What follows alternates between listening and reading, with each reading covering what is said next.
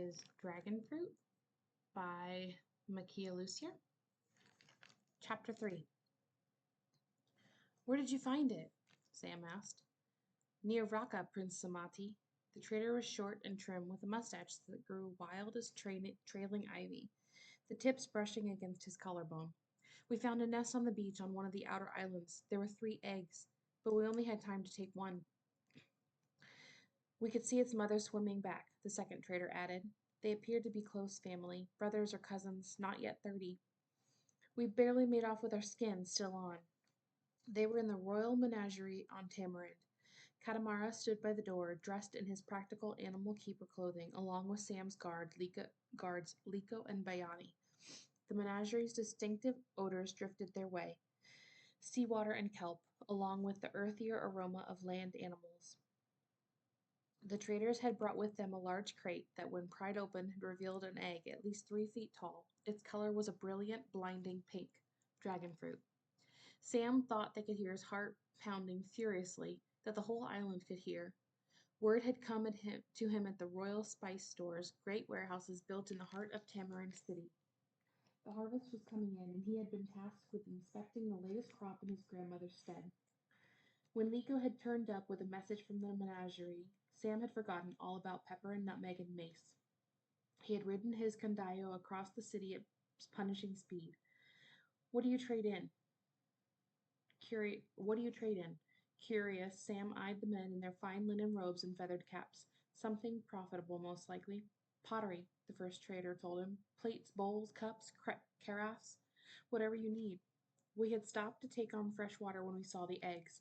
If we had known there was a dragon nearby, we would have sailed screaming in the other direction. It was fortuitous, the second trader said. We are so pleased to be of service to you and to your lady mother. His lady mother, Princess Oleana of Tamarind, Mama. Soft blankets padded the inside of the crate. Sam placed a hand on the egg, feeling the sea dragon move within, bumping lightly against the shell. It was close to hatching.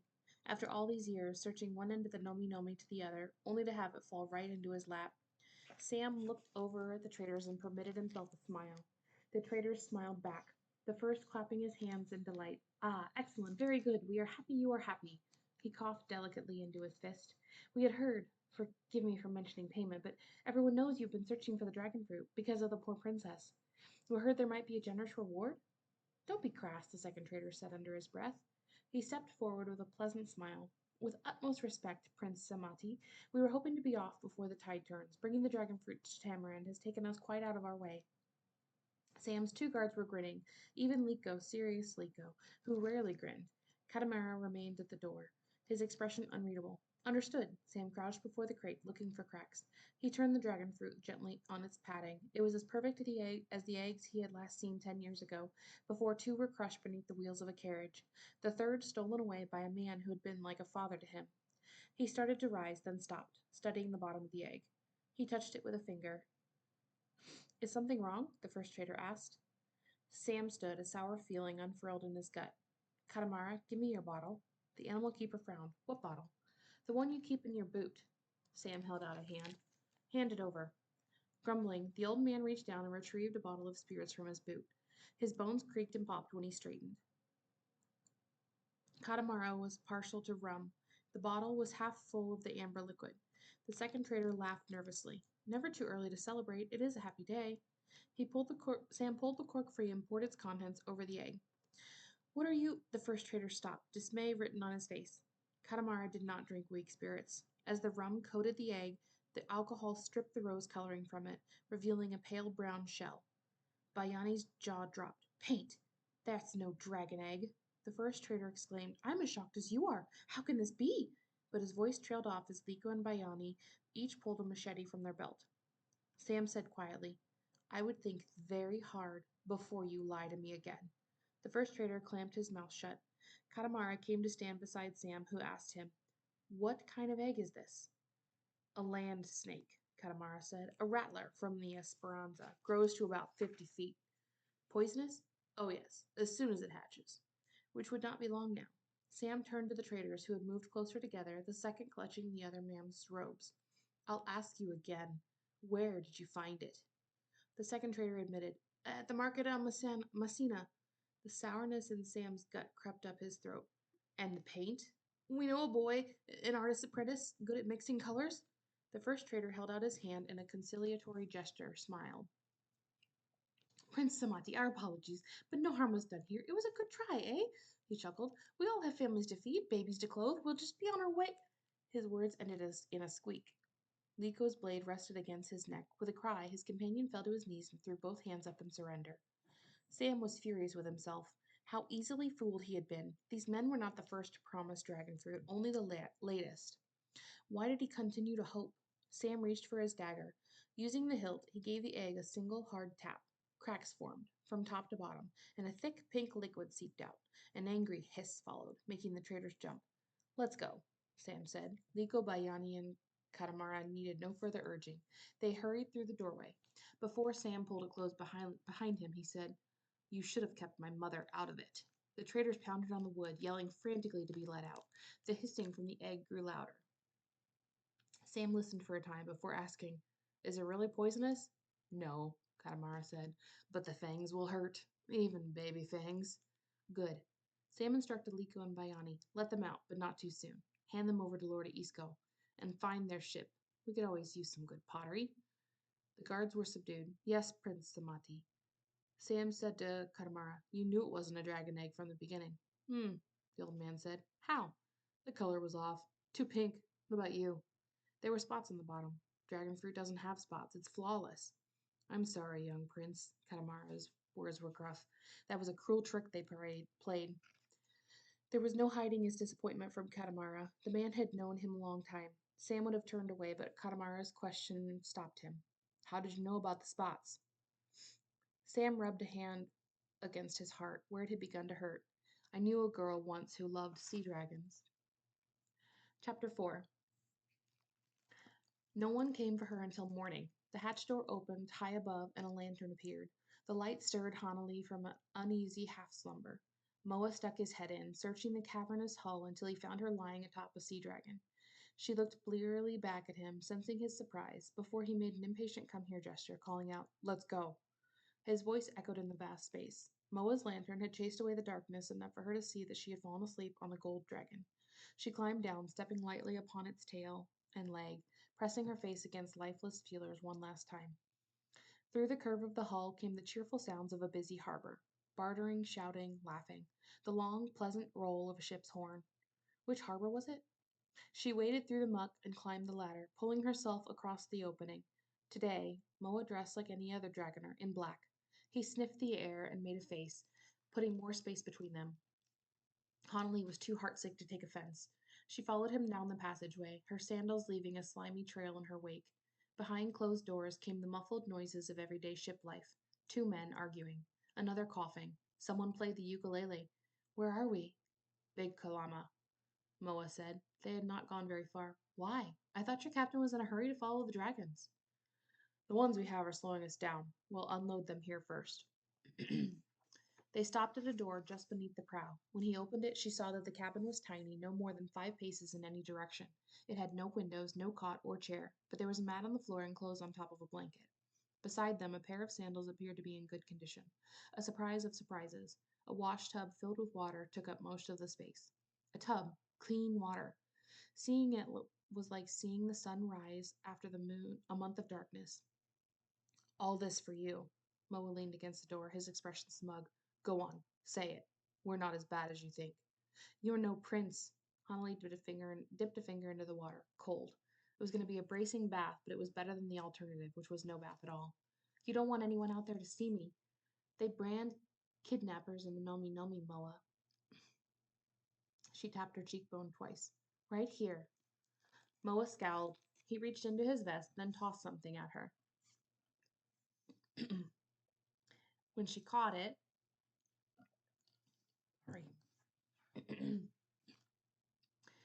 When she caught it, she found a sliver of soap. Use all of it, he advised, and started to close the door before she called for him to wait. Do you have food? She asked as her stomach grumbled, a loud, rude, insistent sound. She had not eaten since the day before, when they had shared breakfast on the way to the grotto, a meal prepared by his mother. From the look on Moa's face, he also remembered. He said brusquely, You'll eat with the captain. Clean up first. The door shut, and an outer latch fell into place. There was no inner bolt. That would not do, not on this ship.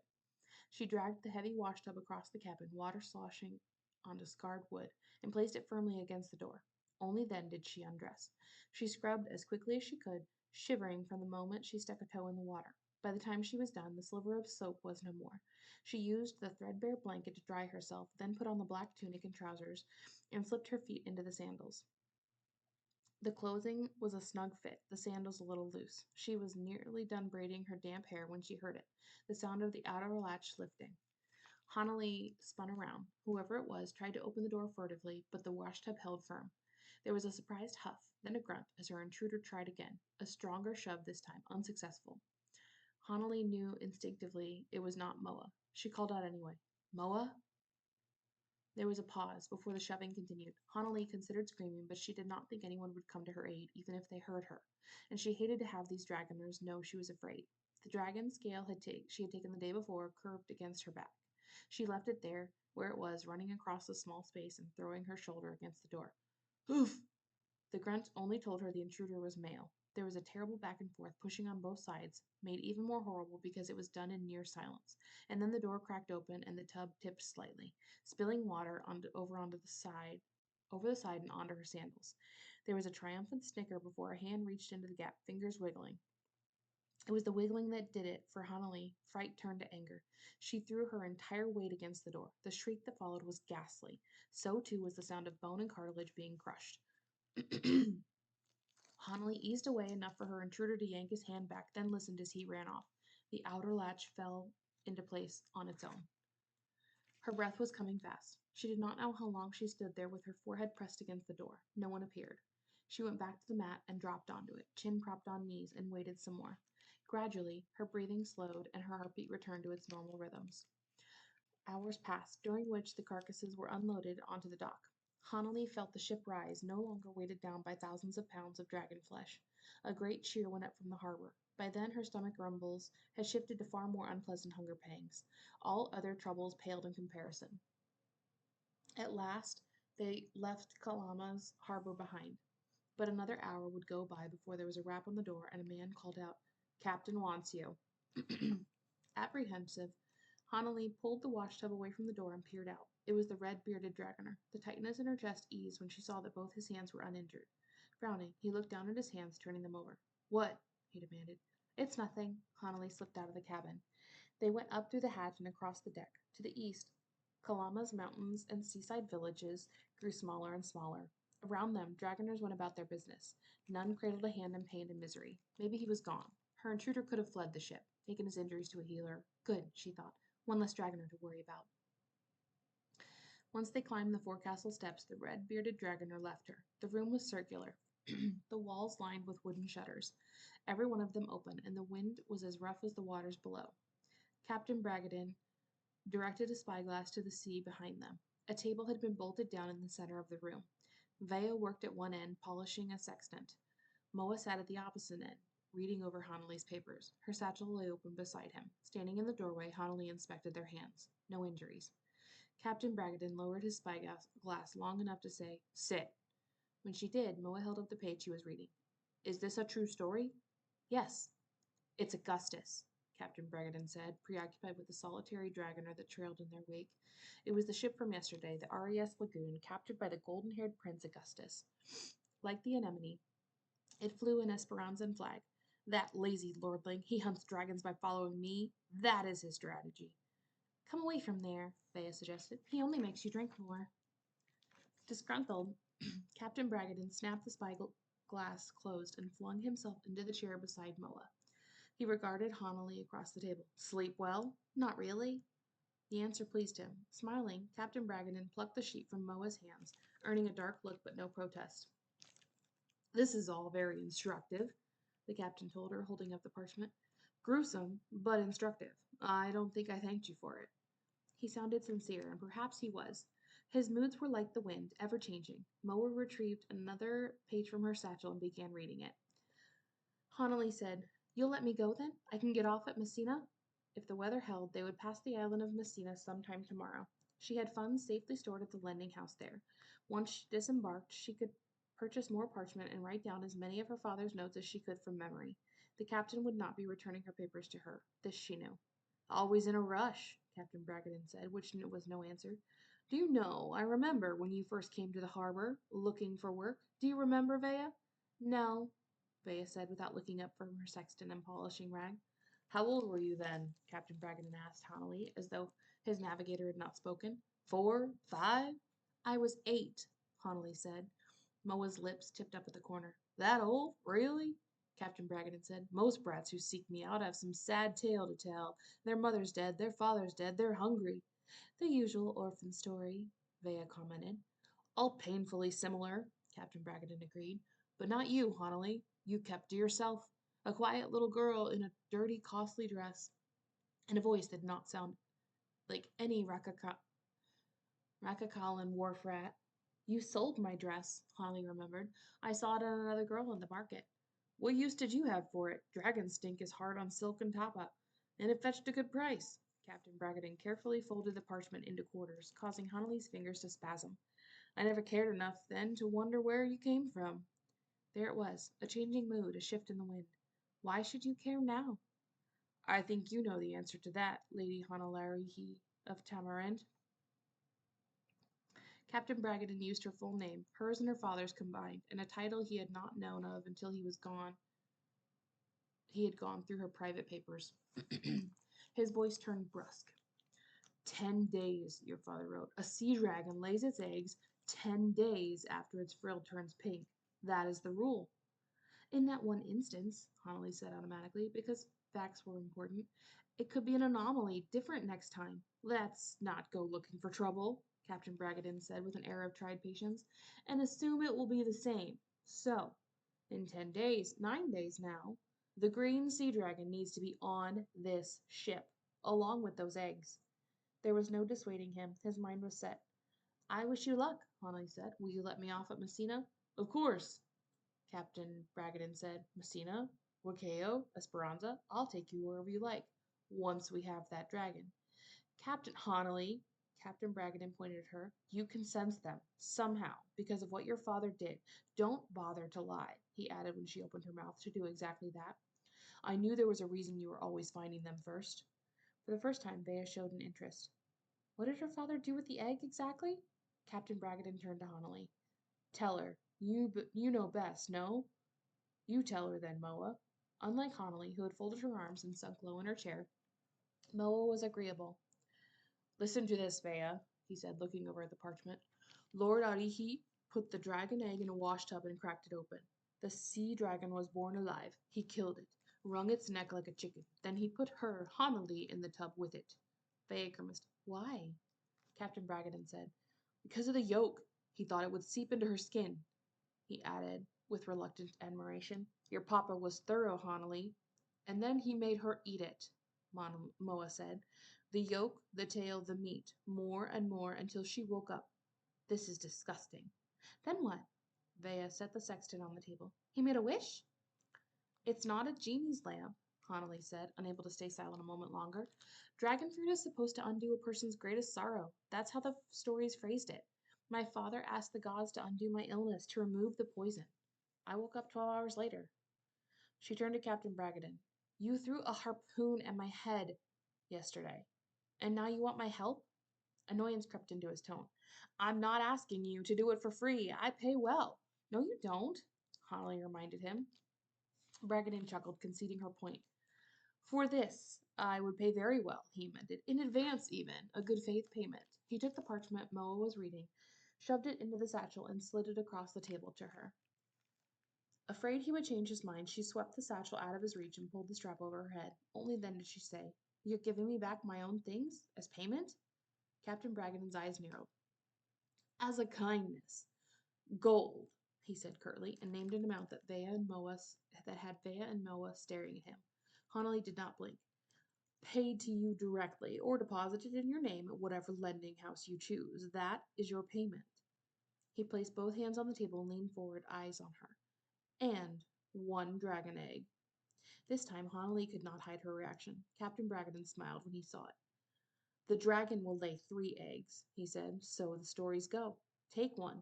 Think of what you can do with it. or undo it. Hanali did not have to. She had dreamt this dream before. She would take the dragon fruit home to Tamarin. Princess Oleana had to be healed, but at what cost? As with all things that promise the moon and the stars and offer hope when hope is gone, the tale comes with a warning. Every wish demands a price. Whose life would be forfeit this time? Sam's? She shuddered. He was the last person she would risk, even knowing its dangers. She wanted that dragon fruit more than anything else. Hanali said with difficulty, I can't help you. She watched the captain's smile fade away.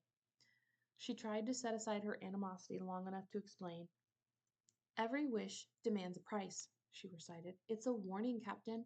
One my father ignored because he loved me. He saved my life and died days later. A terrible death. Dragon fruit isn't meant for us, and when we take it, it takes something back. Your father was unlucky, Captain Bragadin dismissed. I won't be. Then I wish you good fortune, Hanley said, but I can't help you. The red-bearded dragoner came in, arms laden with dishes, plates piled high with food. There was guava and mango and sweetbread, a small mountain of drumsticks. The sight and smell of it all made Hanley dizzy. Following him was the boy dragoner, the one who had offered to finish her off yesterday. Plates were set before the captain Vea and Moa, but when the red-bearded dragon would have placed one before Hanali, the captain stopped him. Our guest isn't hungry today, but I am. Captain Bragadin took the plate meant for Hanali and set it beside his own. He bit into a drumstick, chewing noisily. He smacked his lips. Delicious. Moa frowned at his plate, but said nothing. Vea's mouth was full of sweetbread. Hanali swallowed. She understood. It was an old game of the captain's. Hunger used as a weapon. These are my choices, then? Help you or starve? Sadly, yes. Captain Bragadin licked his fingers. Then suddenly, Aunt, what happened to your hand? Hanalei stared at the boy. He had tried to hide it, standing partially behind the red-bearded dragon, but the captain took his elbow and pulled him close.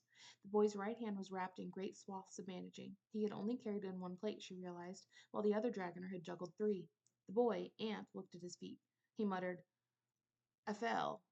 Off what? A church spire? Captain Bragadin snapped. Is it broken? Ant squeezed his eyes shut. Yes, Captain. Captain Bragadin flung his arm away. What use have I for a dragoner with a broken hand? A right hand. I can do other things, I swear. I'll earn my keep. No, Captain Bragadin said. You get off at Messina. Make your own way, boy. Out. He jerked his head toward the door. After a venomous look in Hanali's direction, a tearful ant ran off, followed by the red-bearded dragoner. Hanali watched Ant go, remembering his wiggling fingers, his hateful snicker. At least he'd be off the ship tomorrow, even if she would not. I've changed my mind, she said. When no one moved, Hanali reminded him. Good faith, Captain. With one finger, Captain Bragadin pushed a plate across the table. He sat back in his chair, watchful. Hanali took her time, knowing that if she ate too quickly, she would be sick. She broke the bread into smaller pieces. She ate the mango, the guava, 2 drumsticks. Moa poured her a cup of coconut water. She drank every drop. And when she was done at last, she stood and reached for the captain's spyglass. May I? She asked. By all means, Captain Bragadin said. Hanali went to a window and looked out through the spyglass.